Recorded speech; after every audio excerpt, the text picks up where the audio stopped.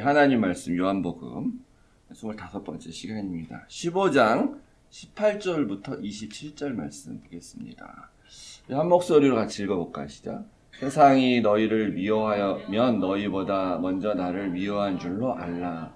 너희가 세상에 속하였으면 세상이 자기의 것을 사랑할 것이나 너희는 세상에 속한 자가 아니요 도리어 내가 너희를 세상에서 택하였기 때문에 세상이 너희를 미워하느니라. 내가 너희에게 종이 주인보다 더 크지 못한다 한 말을 기억하라. 사람들이 나를 박해하였은즉 너희도 박해할 것이요 내 말을 지켰은즉 너희 말도 지킬 것이라. 그러나 사람들이 내 이름으로 말미암아 이 모든 일을 너희에게 하리니 이는 나를 보내신 이를 알지 못함이라. 내가 와서 그들에게 말하지 아니하였더라면 죄가 없었으려니와 지금은 그 죄를 핑계할 수 없느니라. 나를 미워하는 자는 또 내 아버지를 미워하느니라. 내가 아무도 못한 일을 그들 중에서 하지 아니하였더라면 그들에게 죄가 없었으려니와 지금은 그들이 나와 내 아버지를 보았고 또 미워하였도다. 그러나 이는 그들의 율법에 기록된 바 그들이 이유 없이 나를 미워하였다 한 말을 응하게 하려 함이라.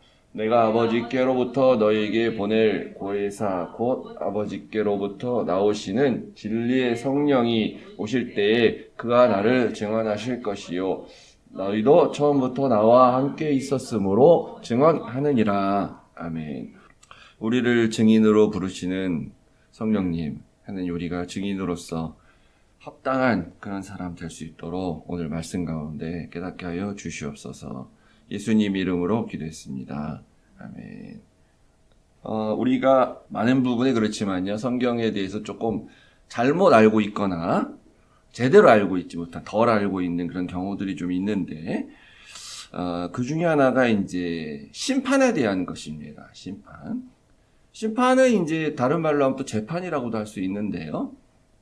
히브리서 9장 27절 말씀에 보면은 사람이 한 번 죽는 것은 정해진 것이요 그 후에는 심판이 있으리니 이런 말이 있지 않습니까? 그래서 죽고 나면 심판을 받게 되겠구나 사람이. 근데 이제 성경 말씀이 아니더라도 우리의 잠재적 뇌리랄까요? 그런 우리의 무의식 가운데서도 있고 또 우리는 이제 그런 세계관에 원래 살았던 민족이죠. 천국과 지옥이 있다라는 것. 불교에서도 불교 말로 하면 극락과 그리고 이제 거기도 지옥이겠죠.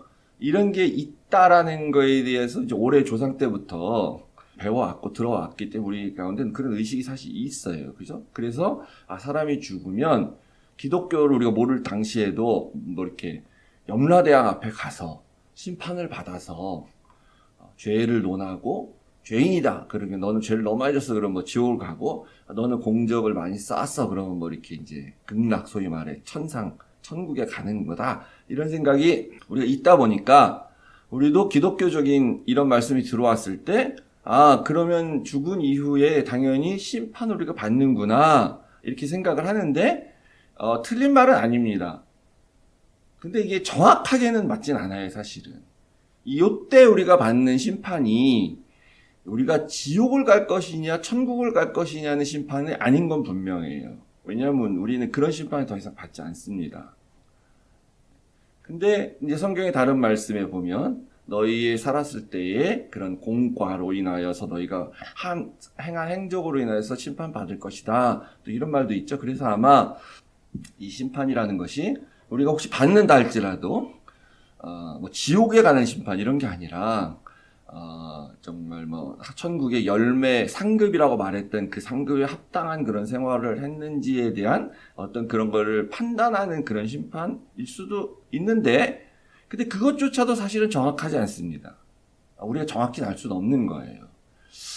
그런데 이제 우리가 정확히 알 수 있는 심판이 하나 있는데, 그게 오늘 본문에 나오는 말씀이에요. 근데 그 심판은 우리가 생각하는 그 심판하고 다른 겁니다. 우리가 아까 제가 말씀드린 심판은 우리가 만약에 받게 되면 내가 피고가 되는 거예요. 그죠? 피고. 내가 죄인이 될 것인가 말 것인가 하는 심판이죠. 근데 오늘 말씀하시는 심판은 우리가 피고가 아니에요.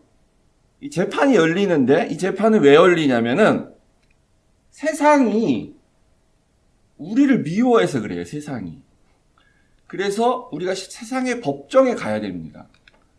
근데 왜 세상은 우리를 미워하냐? 예수님 말씀에 세상이 예수님을 미워했거든요. 그래서 예수님을 따르는 우리도 미워하게 돼요. 그리고 또 한 가지는 이제 제가 하이라이트 처리 안 했는데 우리가 세상에 살고 있는데 세상에 속해 있진 않은 사람들이기 때문에 그래요. 그래서 또 미워하는 거죠, 사실은. 우리는 세상에 살고 있는데 세상에 속한 사람은 아니야. 하나님이 택한 백성으로 살아가. 그러니까 우리는 이 세상이 미워한다는 걸 거꾸로 생각해서 우리가 하도 요새 세상으로 손가락질을 받지 않습니까? 욕을 먹고 아유 저 교회 다니는 것들 막 저 예수쟁이 아유 교회 아우 막 또 사고 났는데 목사야 또 무슨 뭐 장로가 사고 쳤어 맨날 이렇게 해서 우리를 미워하는 건 우리가 잘못 살아서 우리가 세상의 법조차도 지키지 못하고 세상의 법의 기준으로 봐서도 엉망이기 때문에 욕을 먹는 거죠. 세상이 우리를 미워하는 게 아니라. 그러니까 우리는 원래는 세상의 법은 기본이고 세상의 법이라는 건 사실 기본이거든요. 인간이 살아가는 세상에 있어서 그거 다 누구나 지켜야 되는 거예요. 그것조차도 못 지키는 거 심각한 거죠.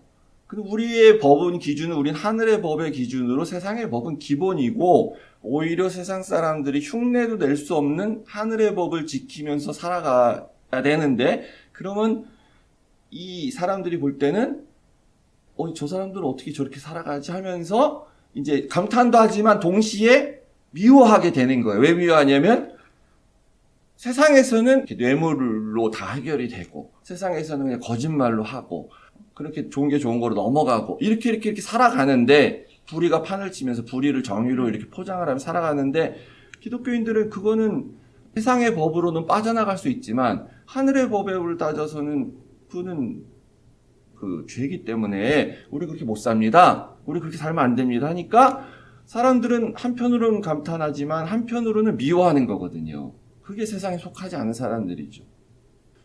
미워하게 되는 거예요. 자기들이 불이익을 당하게 되니까.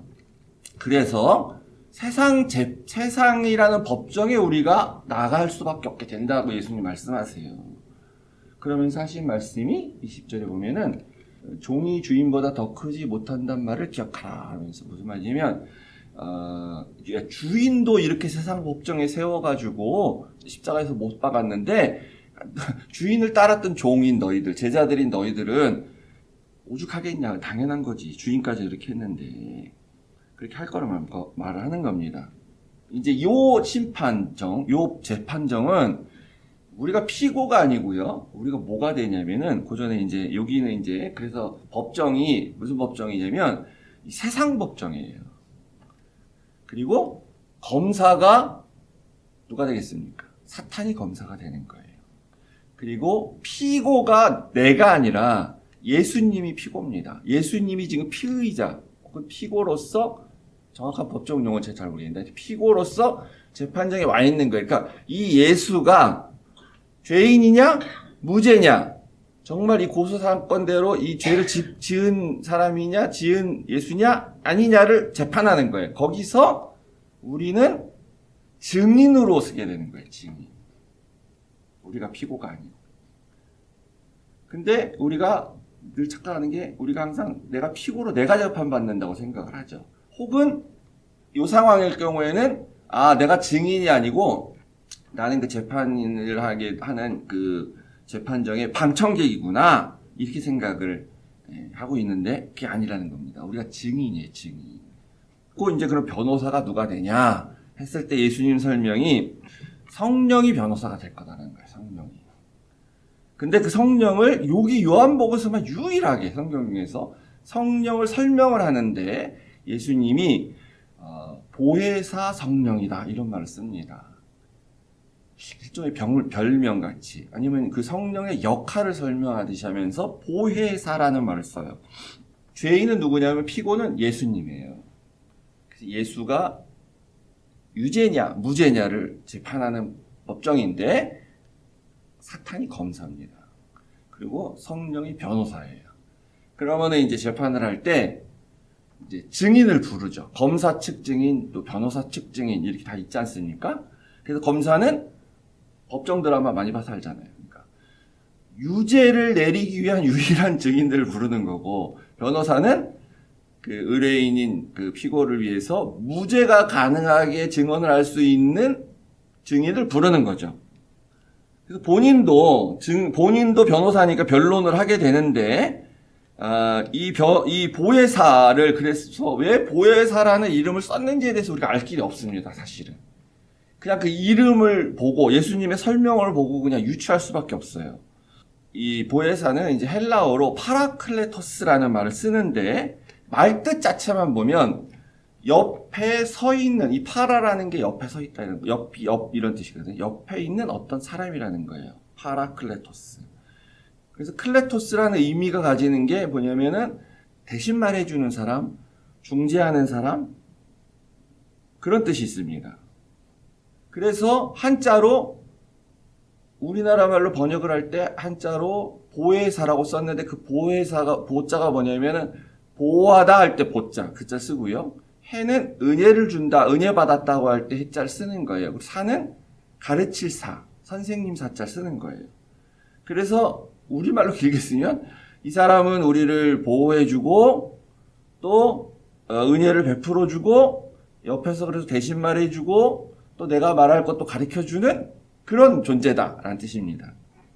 그러다 보니까 이제 영어에서는 두 가지 단어로 쓰게 되는데, 카운슬러라는 단어를 쓰고 또는 하나는 이 컴포터라는 그 단어를 쓰게 되는 겁니다.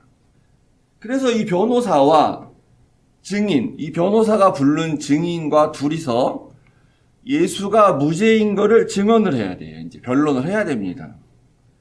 이 변호사가 이제 전공이 뭐냐면, 변호사도 각각 전공이 있잖아요. 뭐, 이민법 변호사, 이렇게, 미국으로 치면 이제, 교통사고 전문 변호사, 이민법 전문 변호사, 이런 수 있고, 이혼 전문 변호사, 이렇게 있는 것처럼 자기 전공이 있잖아요.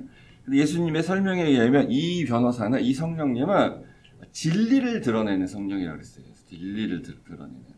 그러니까 진리가 전공인 그런 변호사입니다. 이 성령님이, 이 변호사가, 보혜사 성령님이 증인을 선택해야 되는데, 이제 우리를 부르는 거예요. 저와 여러분을 부르는 거예요, 증인으로. 그러면은, 우리, 아까도 말씀드렸지만, 법률과 관련된 법정 드라마, 우리 요새 워낙 많잖아요, 재밌는 게. 잘 봐서 알지만, 증인이 나와서 변호사가 원하는 대답을 해야 됩니다. 정확하게. 자기가 하고 싶은 말 하면 안 돼요. 그러면 이제 재판을 망치는 거죠. 그죠? 그래서 가끔은 엉뚱한 얘기를 해가지고 의도치 않게 재판 결과가 이상해지는 그런 경우가 있지 않습니까? 혹은 변호사의 증인으로 불려왔는데 그럼 검사가 물어볼 때도 잘 대답해야 됩니다. 그죠? 근데 범사의 유도신문에 엉뚱하게 말려가지고 잘못된 대답을 하게 되면 그 피고한테 굉장히 오히려 불리한 그런 증언이 되는 그런 경우가 생기죠. 그래서 반드시 이 변호사가 증인을 선택할 때는 몇 가지를 보게 되는데, 그 첫 번째 중요한 것이 하나가 뭐냐면, 이 사람이 정말 정직한 사람이고 흠이 없는 사람인가, 이 사람 좀 진실한 사람인가 라는 걸 봐야 돼요. 왜 그러냐면, 아무리 이 사람이 진짜 거짓말이 아닌 진실을 지금 말하고 있어도 이 사람이 원래 흠이 많은 사람이면, 그러니까 알고 봤더니 이 사람이 전과 기록도 있어, 전에 사기친 적도 있어, 거짓말도 자주 해. 그러면은 요 건에 대해서는 분명히 진실을 말하고 있지만 이 사람의 원래 경력 자체가 전에도 허위 진술을 한 적이 있고 허위 증언한 적이 있었고 사기친 적도 있었고 이런 전과 기록도 있고, 그러면은 어떻게 됩니까? 배심원단이 신뢰하지 않죠. 그 사람이 아무리 말을 해도. 그래서 우리가 예수님이 무죄라는 거를 증언하기 위한 증인이 되려면은 우리가 성결해야 되는 거예요. 순결해야 돼요. 내가 신뢰성이 있어야 돼요. 그렇지 않으면 내가 하는 말이 법정에서 받아들여지지 않습니다. 두 번째는 뭐 사전에 이렇게 그 법정에 올라가기 전에 내가 뭘 물어볼 텐데 이렇게 대답해. 내가 이런 거 물어볼 텐데 이렇게 대답하세요. 뭐 이렇게 하고 사전에 이렇게 하고 갈 수도 있겠지만 뭐 다 그렇게 할 수는 없을 거 아니에요. 그죠? 그리고 또 검사가 무슨 말로 물어볼지 모르잖아요. 그때는 알아서 자기가 대답을 해야 돼요. 그렇기 때문에 이 증인이 물론 진실만을 그대로 얘기하면 됩니다. 있는 그대로. 그렇지만 또 말씀드리지만 그 드라마에서도 보면 진실을 물론 말했는데 유도신문에 걸려서 결과적으로 잘못된 그런 대답을 하는 경우들 분명히 있죠. 그래서 자기 스스로가 우리 변호사가 나한테 이러한 질문을 하는 거면 다 이렇게 대답해야 된다는 것에 대해서 공부도 물론 하고 같이 말 맞추고 하고 해야 되지만 스스로가 어느 정도 그런 능력이 있어야 돼요. 그래야 아리송하고 검사가 뭘 물어봤는데 이거 내가 이렇게 대답해도 되나? 좀 아리송한가? 아닌가? 그렇게 좀 판단할 능력이 돼서 이건 내가 묵비권을 차라리 행사해야지. 나 모른다고 해야지. 할 수 있는 정도의 자기 능력이 돼야 되는 거예요. 그러면 이 성령님에 대한 신뢰가 물론 있어야 돼. 이 변호사에 대한 신뢰. 이 변호사가 시키는 대로만 내가 대답하면, 그리고 예스, 노로만 대답을 잘하면, 저 피고가, 저 예수가 무죄가 날 수가 있겠구나라는 신뢰가 있어야지, 내가 증인으로 불려온 사람인데, 내가 딱 보니까, 변호사가 좀 실력이 없는 것 같아. 좀, 못 믿었겠어. 못 믿어. 그래서 이 변호사가 말하는 대로만 내가 대답하면 안 되겠구나. 내가 딱 보니까 이 변호사 안 되겠는데. 그냥 내가 알아서 대답해야지. 이렇게 하면 안 된다는 거죠. 그래서 자기가 자기 생각을 막 얘기하고 그러면 재판이 지게 되는 거죠. 그러려면 우리가 그래서 성령님에 대해서 잘 알아야 돼요. 우리가 증인을 하려면. 그러니까 적어도 신약 성경에 대해서 잘 알고 가야 된다는 거죠. 그리고 구약 성경까지 잘 알면 더 좋고. 이 보혜사 성령이란 분은 도대체 어떤 것을 나한테 물어볼 것인가? 이분은 어떤 분인가? 라는 거에 대해서 좀 알고 있어야, 잘 알고 있으면 더 좋고요. 그래야 내가 제대로 된 대답을 할 수가 있다는 것입니다. 그래서 이 15장에 이 법정 얘기로 이렇게 딱 예수님 말씀하시고 나면서 실제로 예수님이 나중에 법정에 가죠. 빌라도의 그 법정에 가게 됩니다. 그때 제자들은 증인으로서 다 실패했어요. 그죠? 아시다시피. 증인 역할을 못하죠, 전부. 그런데 어떻게 바뀝니까, 제자들이 나중에? 이 예수님 말씀이 뭐라 그랬어요? 보혜사 성령이 오면 그가 나를 증언할 거고 너희도 증인이 되어야 된다라고 말씀하셨잖아요. 지금 안 왔잖아요. 보혜사 성령이 아직 안 왔어요. 그래서 그들이 실패했죠. 자기 생각대로 하다 보니까. 근데 그들이 언제 이제 증인으로서의 그 역할을 제대로 합니까? 오순절 성령 강림 이후에. 그래서 이들이 확 바뀌게 되죠. 완전히 딴 사람이 되게 되죠. 보혜사 성령이 가르쳐주는 말대로 하기 때문에. 세상이란 법정에서 그래서 이들이 증언을 하게 되는 겁니다.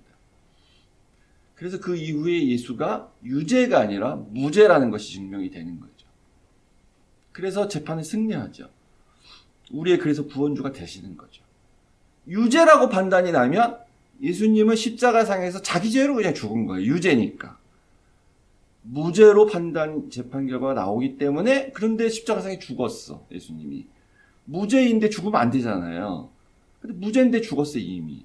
그러니까 그분의 죽음이 우리를 자기 죄 때문에 죽으신 게 아니고 무죄가 났는데 죽으셨기 때문에 그분의 죽으심은 우리의 죄를 위해서 대신 죽으시는 게 되는 거예요. 그래서 예수님의 말씀은 1차적으로 제주해드리게 하는 거지만 오늘날에게 우리에게 계속 하시는 거죠. 성령님이 오시면 피고로 우리를 불러서 우리를 재판하겠다는 게 아니고 우리를 증인으로 부르신다는 겁니다. 증인으로. 그러니까 우리가 이 세상의 법정에서 말 잘해야 돼요. 제대로. 아무 말만 안 한다고 해결되는 거 아닙니다. 말 제대로 해야 돼요.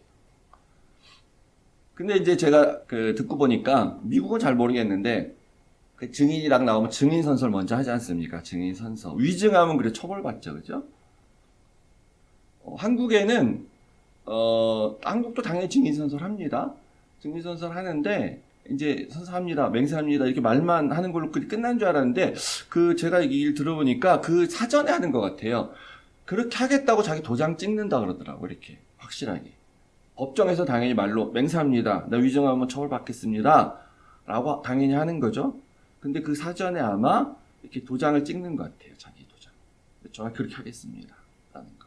증인이 되면, 증인으로 불려가면 우리가 저는 위증하면 처벌받겠습니다 라고 맹세를 하고 시작하는데 도장 찍고 시작을 하는 겁니다. 그 도장은 뭐냐면, 우리는 뭘로 도장을 찍겠습니까? 지금 예수님의 유무죄를 가리는 재판에서의 증인으로서의 우리 무슨 도장을 찍겠어요? 여기 우리 도장이 보이는 게 아니잖아요. 있는 것도 아니고. 우리 피로 맹세해야 되는 거예요. 피로. 예수님이 유죄가 나면 우리도 다 같이 죽는 거예요. 그러니까 전부. 왜냐하면 예수님이 유죄가 나면 예수님은 자기 죄로 죽은 거기 때문에 우리 죄를 대속하지 못합니다. 예수님 반드시 무죄가 돼야 돼요. 세상 법정에서. 그래야 우리가 사는 거예요. 그래야 내 목숨을 걸어야 되는 거예요. 사실은. 피로. 내가 죽는 한이 있어도, 내가 죽음을 각오하고라도 목숨 걸고 나는 진실만을 얘기하겠습니다 라고 도장을 찍고 시작해야 되는 것이죠. 예, 그것이 요한복음에 오늘 나온 성령님에 대한 가르침입니다. 이후에 몇 번 더 성령에 대해서 예수님 얘기하시는데 그만큼 중요하기 때문에 말씀하시는 것 같아요. 올해 2024년 새해도 이런 각오로서 올해 한 해 세상 법정에서 정말 목숨 걸고 진리를 증언하는 증인 되리라 라고 생각하는 그런 각오로 살아가시는 우리 모든 성도님 되시기를 주의 이름으로 축원합니다.